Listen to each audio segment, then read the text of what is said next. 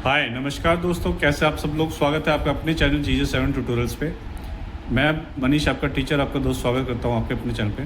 तो दोस्तों, आज हम वीडियो लेके आए क्लास 10 से विज्ञान विषय है जो हिंदी मीडियम का है। इसमें हम चैप्टर 5 पढ़ेंगे, जैव प्रक्रम। जैसा कि आप यहाँ देख सकते हैं, चैप्टर 5 हमारा जैव प्रक्रम है।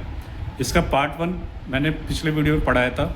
मैं आपको उसका लिंक डिस्क्रिप्शन में डाल दूँगा, आप जाके देख सकते हैं। तो चलिए आज इसके सेकेंड पार्ट पर चलते हैं, उसके आगे चलते हैं। अब हम पढ़ेंगे पोषण से। पोषण से पहले का वीडियो जो पहली बार आए हैं उनको मैं बता दूं कि डिस्क्रिप्शन में जाके देख लीजिएगा कि पहला पार्ट इससे आगे तक जो पढ़ा है। तो अब हम सीधा पोषण से चलते हैं कि जब हम टहलते हैं, पोषण क्या होता है कि जब हम टहलते हैं या साइकिल की सवारी करते हैं तो हम ऊर्जा का उपयोग करते हैं। उस स्थिति में भी जब हम कोई आभासी क्रियाकलाप नहीं कर रहे हैं, हमारे शरीर में क्रम की स्थिति के अनुरक्षण करने के लिए ऊर्जा की आवश्यकता होती है। ठीक है, तो ये कह सकते हैं कि आप हमें शरीर में किसी भी चीज़ को कार्य करने के लिए ऊर्जा की आवश्यकता होती है। ऊर्जा हमें किससे मिलती है? भोजन से। और भोजन से हमें क्या मिलता है? पोषक क्षण मिलता है, उसी से हमें ऊर्जा मिलती है और उसी से हम कार्य कर सकते हैं। चाहे हमारा वृद्धि हो, विकास हो, प्रोटीन संश्लेषण आदि में हमें बाहर से भी पदार्थों की आवश्यकता होती है। यह ऊर्जा का स्रोत तथा पदार्थ जो हम खाते हैं वह भोजन है। सजीव अपना भोजन कैसे प्राप्त करते हैं? सभी सजीवों में ऊर्जा तथा पदार्थ की सामान्य आवश्यकता समान है, लेकिन इसकी आपूर्ति भिन्न विधियों से होती है। कुछ सजीव अकार्बनिक स्रोतों से कार्बन डाइऑक्साइड तथा जल के रूप में सरल पदार्थ प्राप्त करते हैं। ये जीव सपोषी हैं, जिनमें सभी हरे पौधे तथा कुछ जीवाणु हैं। अन्य जीव जटिल पदार्थों का उपयोग करते हैं। इन जटिल पदार्थों को सरल पदार्थों में खंडित करना अनिवार्य है ताकि ये जीव के समारक्षण तथा वृद्धि में प्रयुक्त हो सके। इसे प्राप्त करने के लिए जीव जैव उत्प्रेरक का उपयोग करते हैं। ठीक है, उपयोग करते हैं, जिन्हें हम क्या करते हैं? एंजाइम कहते हैं। अतः विषमपोषी उत्तरजीविता के लिए प्रत्यक्ष या परोक्ष रूप से स्वपोषी पर आश्रित होते हैं। ठीक है, जंतु तथा कवक इसी प्रकार के विषमपोषी जीवों में सम्मिलित होते हैं। तो इन्होंने क्या कहा कि जटिल पदार्थों को सरल पदार्थों में खंडित करना अनिवार्य है, और ताकि ये जीव क्या है? समारक्षण तथा वृद्धि में प्रयोग हो सके। और इसे प्राप्त करने वाले जीव जैव उत्प्रेरक को हम क्या कहते हैं? एंजाइम कहते हैं। तो ये आप नोट डाउन कर सकते हैं। इसके बाद आता है स्वपोषी पोषण। स्वपोषी जीव की कार्बन तथा ऊर्जा की आवश्यकता प्रकाश संश्लेषण द्वारा प्राप्त होती है। प्रकाश संश्लेषण आपने पढ़ा होगा कि पौधे जब अपना खाना बनाते हैं तो ठीक है, तो प्रकाश संश्लेषण के द्वारा अपना भोजन बनाते हैं वो। यह वह प्रक्रम है जिसमें स्वपोषी बाहर से लिए पदार्थों को ऊर्जा संचित रूप से में परिवर्तन कर देता है। ये पदार्थ कार्बन डाइऑक्साइड तथा जल के रूप में लिए जाते हैं, जो सूर्य के प्रकाश तथा क्लोरोफिल की उपस्थिति में कार्बोहाइड्रेट में परिवर्तित कर दिए जाते हैं। और कार्बोहाइड्रेट पौधों को ऊर्जा प्रदान करने में प्रयुक्त होते हैं। अगले अनुभाग में हम अध्ययन करेंगे कि यह कैसे होता है। जो कार्बोहाइड्रेट तुरंत प्रयुक्त नहीं होते हैं उन्हें मंड के रूप में संचित कर लिया जाता है। जो तुरंत प्रयुक्त नहीं होते उसे मंड के रूप में संचित कर लिया जाता है। ये रक्षित आंतरिक ऊर्जा की तरह कार्य करेगा तथा पौधे द्वारा आवश्यकता अनुसार प्रयुक्त कर लिया जाता है। कुछ इसी तरह की स्थिति में हमारे अंदर भी देखी जाती है। हमारे द्वारा खाए गए भोजन से व्युत्पन्न ऊर्जा का कुछ भाग हमारे शरीर में भी ग्लाइकोजोन के रूप में संचित हो जाता है।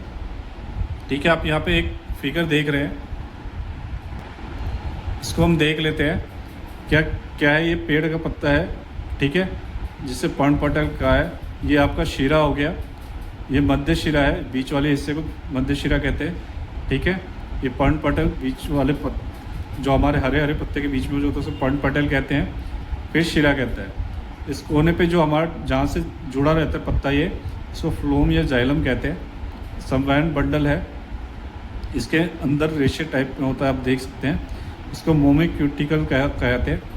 ठीक है, अब ऊपरी बांध त्वचा होती है, हरित लवक है, वायुकोश है।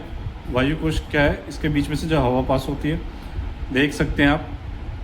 ठीक है, फिर द्वार कोशिका है, जहाँ से हवा अंदर जाती है और बाहर आती है। निचली बाह्य त्वचा है, ठीक है, ये एक पत्ती का अनुप्रस्थ काट है, जो पत्ती हम काटते हैं उसके अंदर का ये सारा फिगर है।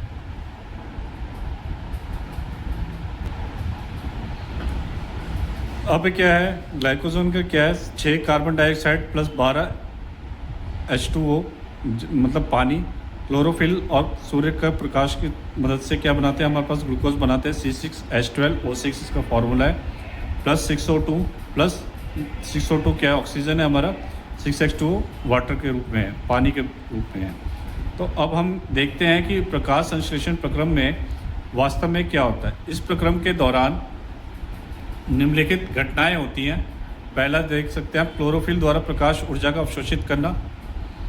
दूसरा है प्रकाश ऊर्जा को रासायनिक ऊर्जा में रूपांतरित करना तथा जल अणुओं का हाइड्रोजन तथा ऑक्सीजन में अपघटन।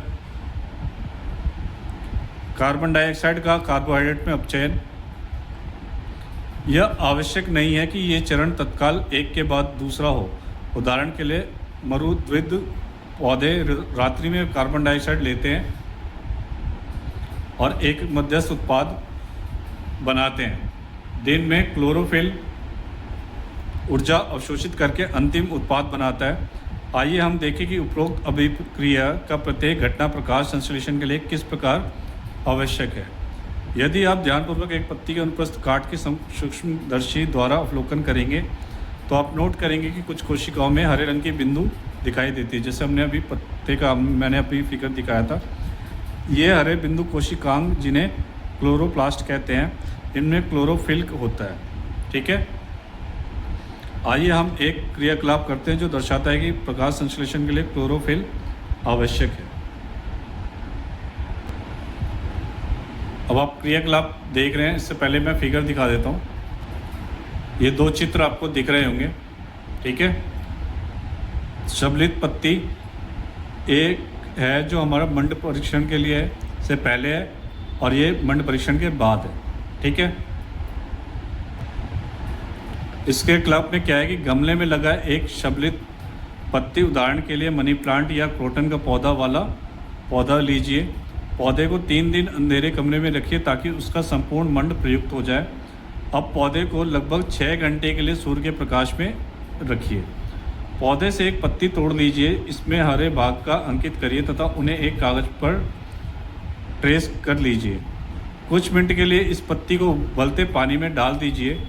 इसके बाद इसे अल्कोहल से भरे बीकर में डुबवा दीजिए। इस बीकर को सावधानी से जल उष्मक में रखकर तथा तब तक गर्म करिए जब तक अल्कोहल उबलने ना लगे। पत्ती के रंग का क्या होता है, विलयन का रंग कैसा होता है। अब कुछ मिनट के लिए इसी पत्ती को आयोडीन के तनु विलयन में डाल दीजिए। पत्ती को बाहर निकालकर उसके आयोडीन को धो डालिए। पत्ती के रिंग चित्र 5.2 का अवलोकन कीजिए और प्रारंभ में पत्ती का जो ट्रेस किया था उससे इसकी तुलना कीजिए।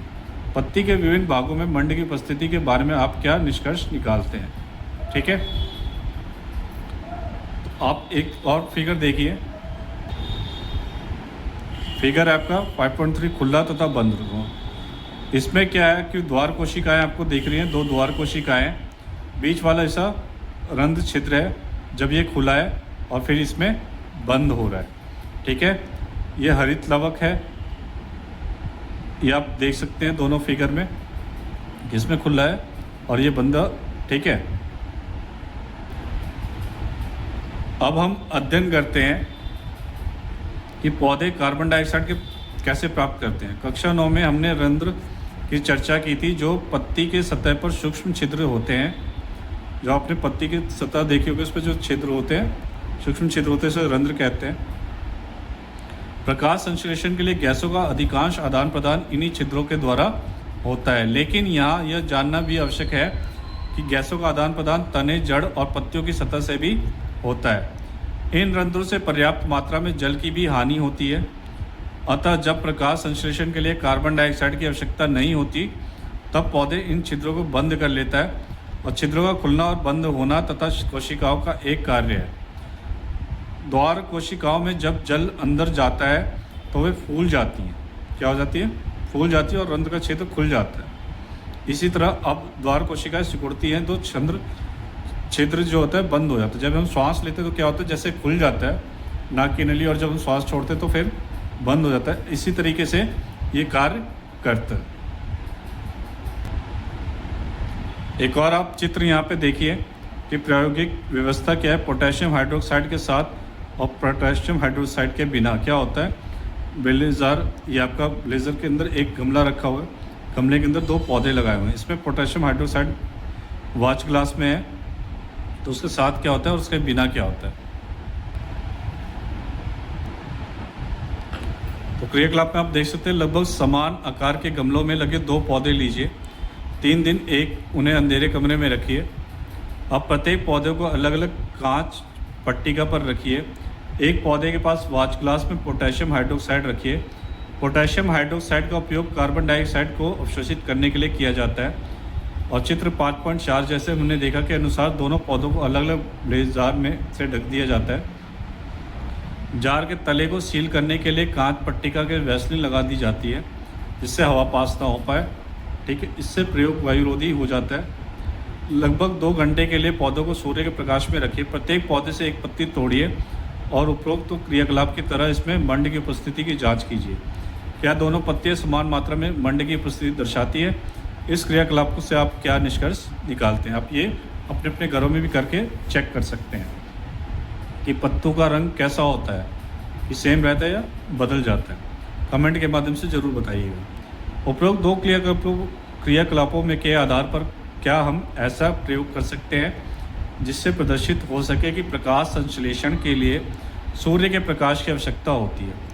अब तक हम यह चर्चा कर चुके हैं कि स्वपोषी अपनी ऊर्जा आवश्यकता की पूर्ति कैसे करते हैं, लेकिन उन्हें भी अपना शरीर के निर्माण के लिए अन्य कच्ची सामग्री की आवश्यकता होती है। स्थलीय पौधे प्रकाश संश्लेषण के लिए आवश्यक जल की पूर्ति जड़ों द्वारा मिट्टी में उपस्थित जल के अवशोषण से करते हैं। नाइट्रोजन, फास्फोरस, लोहा तथा मैग्नीशियम सरीखे अन्य पदार्थ भी मिट्टी से लिए जाते हैं। नाइट्रोजन एक आवश्यक तत्व है जिसका उपयोग प्रोटीन तथा अन्य यौगिकों के संश्लेषण में किया जाता है। इसे अकार्बनिक नाइट्रेट का नाइट्राइट के रूप में लिया जाता है। इन्हें उन कार्बनिक पदार्थों के रूप में लिया जाता है जिन्हें जीवाणु वायुमंडलीय नाइट्रोजन से बनाते हैं।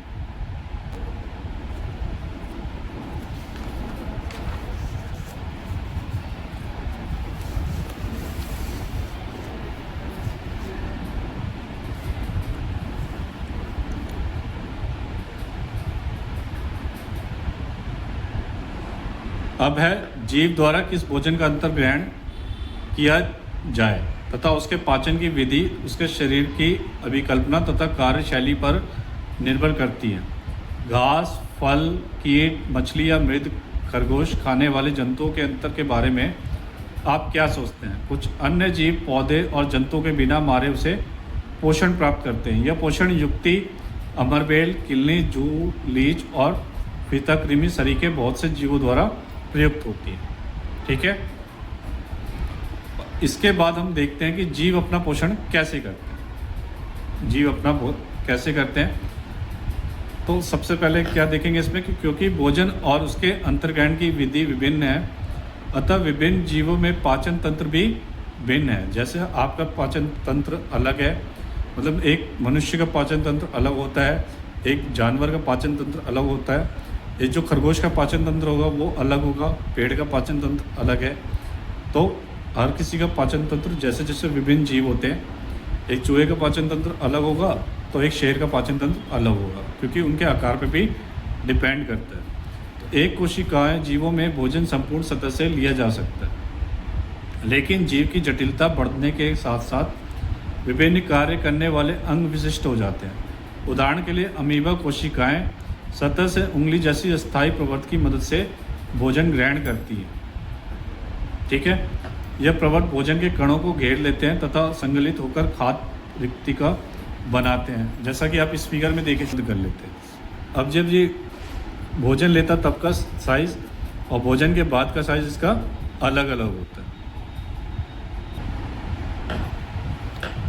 अब आपने देखा खाद्य रिक्तिका के अंदर जटिल पदार्थों का विघटन सरल पदार्थों से किया जाता है और वे कोशिका द्रव्य में विस्तृत हो जाते हैं। कैसे उन्होंने अपने अंदर खाना लिया, बचा हुआ अपचित पदार्थ कोशिका की सतह की ओर गति करता है तथा शरीर से बाहर निष्कासित कर देता है, मतलब जो बचा हुआ खाना है वो अपने आप ही बाहर कर देता है। पैरामीशियम भी एक कोशिका जीव है। इसकी कोशिका का एक निश्चित आकार होता है तथा भोजन एक विशिष्ट स्थान से ही ग्रहण किया जाता है। भोजन इस स्थान तक पक्षाभ की गति द्वारा पहुंचता है, जो कोशिका की पूरी सतह को ढके होते हैं। दोस्तों, हमारी ये वीडियो यहीं पे समाप्त होती है। अगली वीडियो में हम मनुष्य में पोषण पढ़ेंगे। जो पहले पार्ट है, जिन्होंने नहीं देखा, जो पहली बार वीडियो पे आए, वो लोग डिस्क्रिप्शन में जाके मेरे लिंक देख सकते हैं। उस वीडियो की लिंक आपको मिल जाएगी। आप पार्ट 1 भी कर सकते हैं और पार्ट 2 भी कर सकते हैं। ज़्यादा बड़ी वीडियो बनाने से ये होता है, बोरियत भी होती है, समझ में भी नहीं आता है, और आपके काफ़ी जो क्वेश्चंस होते हैं, मन में डाउट होते हैं, वो रह जाते हैं। तो आप लोग कमेंट के माध्यम से मुझसे पूछ सकते हैं कि आपको जो भी डाउट हो, आप लोग कमेंट के माध्यम से मुझसे पूछ सकते हैं, और मेरी नेक्स्ट वीडियो में आपको और आगे का पढ़ेंगे और अच्छे से क्लियर करेंगे। जो लोग पहली बार चैनल पे आए हैं, लाइक सब्सक्राइब शेयर ज़रूर करिएगा, बेल आइकॉन ज़रूर दबाइएगा ताकि मेरी नई वीडियोज़ आप तक पहुँच सके। और सोशल मीडिया के अदर प्लेटफॉर्म से भी आप मुझसे जुड़ सकते हैं। तब तक के लिए मिलते हैं नेक्स्ट वीडियो में। तब तक के लिए थैंक यू।